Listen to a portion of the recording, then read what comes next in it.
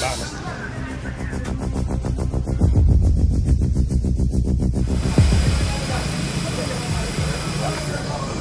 la Moustapha Diop di doom ci Abdou Diop ak Marème Cissé dëkk fii Santhiaba Nord di vulgarisateur fii ci passage à niveau. bon métier vulgarisateur nekk na métier boo xamante ne si dafa xaw a doy waar daal waaw nekk na métier boo xamante ne si maanaam fulaaluñ ko waaw te ñun boo dee xool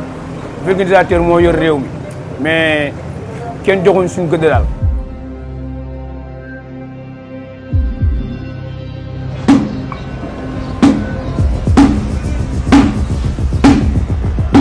maa ngi ci dugg en 1998 mais 2002 laa am sama place bopp 18 ans daal maa ngi ci métier bi maa ngi ci laa beru daal mais 97 98 daal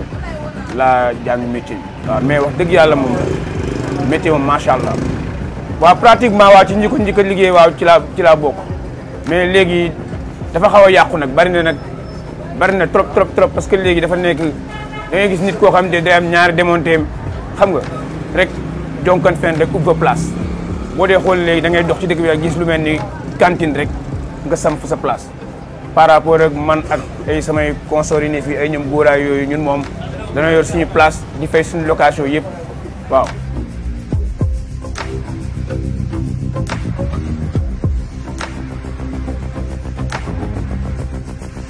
waaw dox na mais mënoon naa gën a dox parce que. da ngay nekk ci milieu bi di liggéey nit ñëw soxla benn pneu xam nga ñu xool doo ko am il faut da ngay dem di ko wëri xam nga te loolu doxul métier mi li ci doon gën a neex mooy boo liggéeyee bu ñëwee soxla pneu nangam nga ñëw am ko sa place ñëw jaay ko monteel ko mu dem bu ñëwee ne chambrage sangam laa soxla nga ñëw kii ko mais boo demee di ko wëri rek y'a problème waaw. il faut daal tout soutien am ci daal.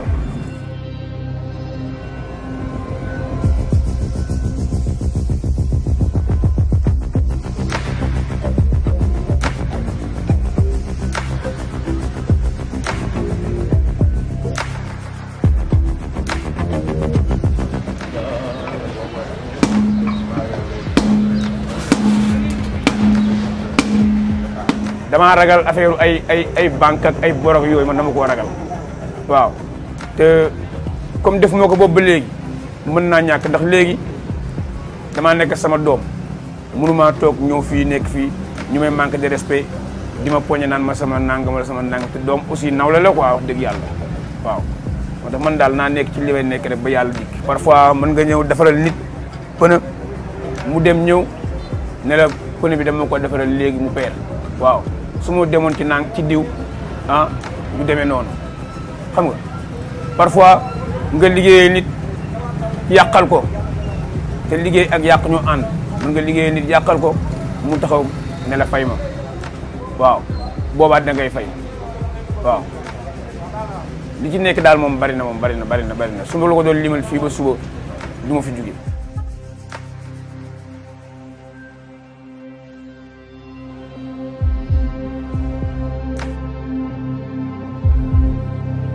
sama projet mooy bëgg a yaatal place bi def ko ba mu nekk comme une grande entreprise xam nga am samay pneu yu doy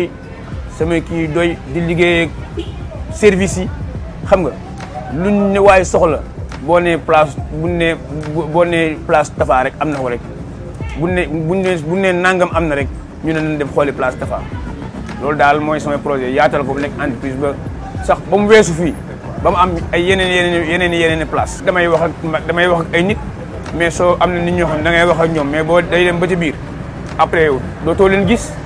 dootoo leen dégg te mu doo mën nag nit wax la dara pare chaque jour nga di ko taxaw parce que nit moom cadre rek nga ko mën a jàppee quoi. non wax dëgg yàlla def ma ay démarches pour maire gis mais nag ñu ngi may gis waaw franchement parler dewuma ci ñoom pour sàkku pour ñu jàppale ma mais nag ñu ngi may gis quoi ñu ngi may gis waaw parce que fii la ñëpp yi jaar te yàgg naa fi.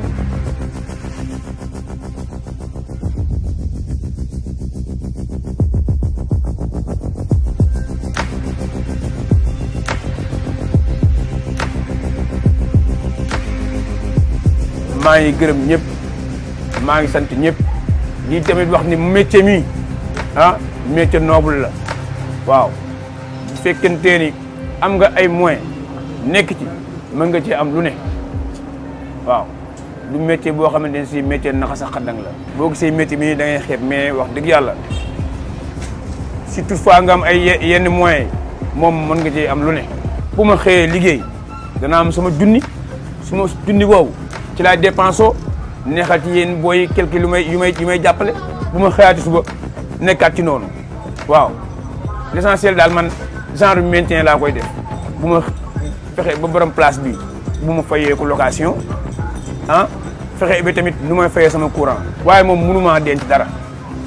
honnêtement bu ñu waxantee dëgg maa ngi nuyu ñëpp di nuyu sama dëkkandoo yi ñoom Pamet Diawara ay Prince Pape Malick su ma limee damay juum mais dafa am ñoo xam ne mënul ñàkk ma lim leen ak Talla Mbaye sama waa ji le grand célibataire ak Abdou Samb wax dëgg yàlla parce que am nañu bu ma continuer di lim damay juum waaw maa ngi gërëm ñëpp maa ngi sant ñëpp nag